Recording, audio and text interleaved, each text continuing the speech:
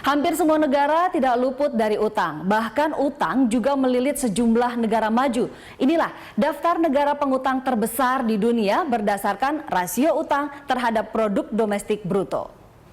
Perekonomian Jepang yang ikut terjerat resesi global banyak mengalami kemajuan sejak era Perdana Menteri Shinzo Abe. Namun begitu, rasio utang Jepang terhadap produk domestik bruto masih yang tertinggi di dunia, yakni sekitar 245,5%.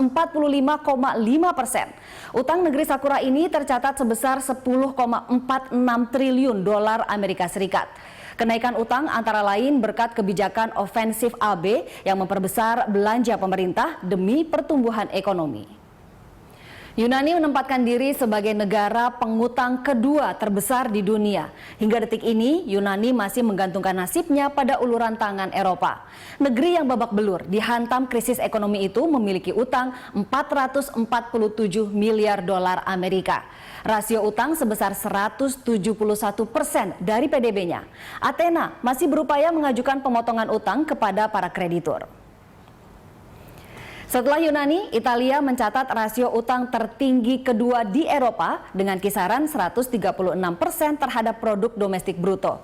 Jurus yang dirapal pemerintah di Roma untuk menanggulangi utang yang menggunung adalah dengan memprivatisasi aset negara, antara lain sebagian saham di perusahaan jasa pos nasional Poste Italiane.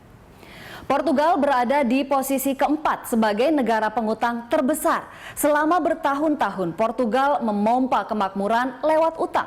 Hasilnya, tahun 2015, rasio utang negara di selatan Eropa itu meningkat tajam menjadi 128,7% terhadap PDB. Meski demikian, pemerintah di Lisabon telah banyak mencatat kemajuan dengan program penghematan anggarannya. Kecil tapi besar, itulah perekonomian Singapura yang sayangnya juga termasuk jumlah utangnya yang besar. Saat ini Singapura mencatat rasio utang sebesar 105% dari PDB. Jika dibagi rata, setiap penduduk negeri jiran itu berutang 57,5 ribu dolar Amerika atau sekitar 750 juta rupiah per kepala.